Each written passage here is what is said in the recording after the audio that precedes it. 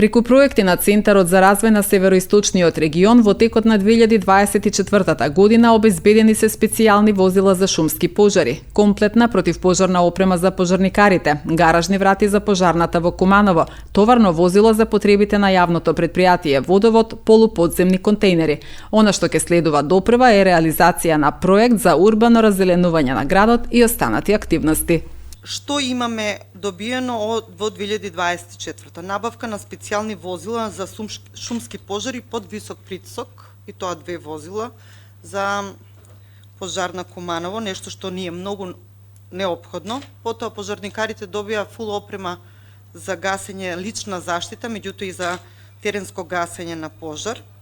Набавка и монтажи на 5 гаражни роло врати, па малку пожарната заличена пожарна, што мене многу ме радува. Имаме и 5 ПВЦ прозорци, 30 метални ормари, 3 печки на палети, значи сето тоа е добиено преку Североисточен плански регион. Има простор уште да се специализира ова институција, затоа што е пожарна која сервисира во општина Куманово, најголема општина, помага, сервисира и во Липково, тие немат никаква пожарна, 60 пожарникара се на терен. Имаме, често пати помагаме и во Старо Нагоричане, значи некогаш и во други делови по потреба, во секој случај спремни се за работа. Сега со ова доопремување, мислам дека условите таму се екстра подобрени. Има простор, има потреба уште за скали, има потреба за плюс некои теренски возила, меѓутоа се работи и на таа набавка. Набавка на товарно возило за ЈП Водовод, тоа беше она возило во кое што дававме еден вид на позајмица. Имаме 60 полуподземни контейнери кои се преку општина Куманово дадени за чистоти и зеленило и кои се поставуваат на терен, па градот заличува на поубав град. Преку вас е набавена и бина, лед бим, сценска музичка опрема за фондација и култура и спорт. Потоа имате спомнато проект со Ќустендил, урбано раззеленување за поздраво дишење, кој треба да се реализира во рок од 30 месеци, што добива општина Куманово, односно граѓаните од овој проект. И имаме точка 848, исплата на вешто лице за потребите на судска постапка за недостатоци при изведба на кров на спортска сала Куманово. Зошто е ангажирано ова лице и што има утврдено? Урбано раззеленување, тоа е ИПА проект кој заедно аплициравме со општина Ќустендил, општина Куманово и Центарот за развој.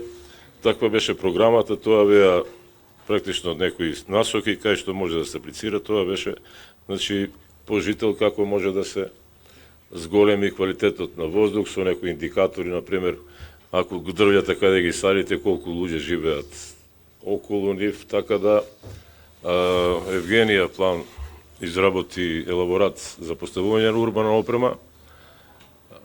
Да не сгрешам, не би кажал колку дрва, но доста дрва се од потек на новиот мол кај пазарот, тоа е значи па се до малиот кружен ток доле, ќе бидат поставени дрвја кои практично ќе бидат со минимум висина од 2 метра, а има, не сум сигурен колку и клупи и корпи за отпадоци. Пошто тоа општина Куманово го води овој проект, ја не ги знам точни податоци, меѓутоа знам од она што, пошто заедно го пишувавме проектот, тоа е на Треќа Македонска, така тоа е таа улица.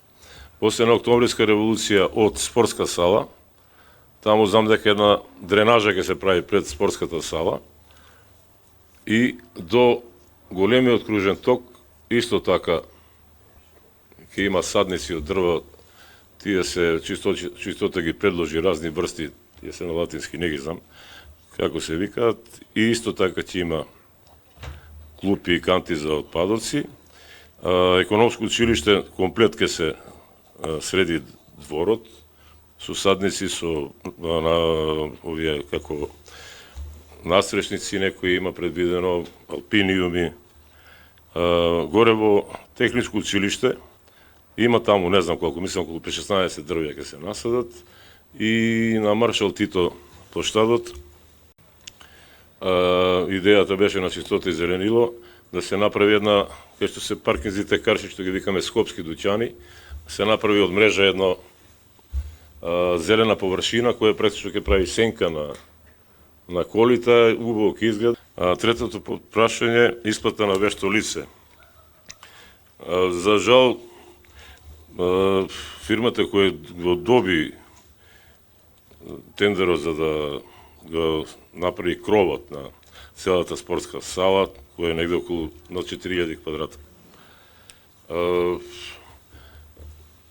Направи, не знам, тоа еве сега како полека вештите лица испитуваат и ова некои чудни работи кои, например, и да не си некој голем мајстор, ќе знаеш дека тоа така не се прави.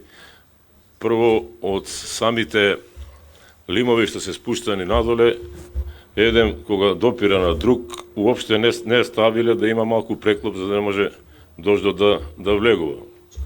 Тоа исто се случува и кај што е она што иде од 30 па на 60 степена. Значи не го пуштиле ово што е на 30 да иде ваму за да водата не влегува. Така да, за жал тоа е тоа. Ние имаме едно вештачење, ова година имаме уште едно вештачење, поднесено е за накнада на штета и плюс поднесени кривични пријави и до надзорот и до извидувачот. Меѓу време Советот, пошто по некоја среќа околу 20.000 евра не им платив, не им беше доплатено, Советот ми донесе на регионот одлука да овие 20 милиони до 300 ми се чини. Со ДДВ ги искористам за да ова работа се санира. Се јави една фирма од Тетово и значи они успеа да го средат.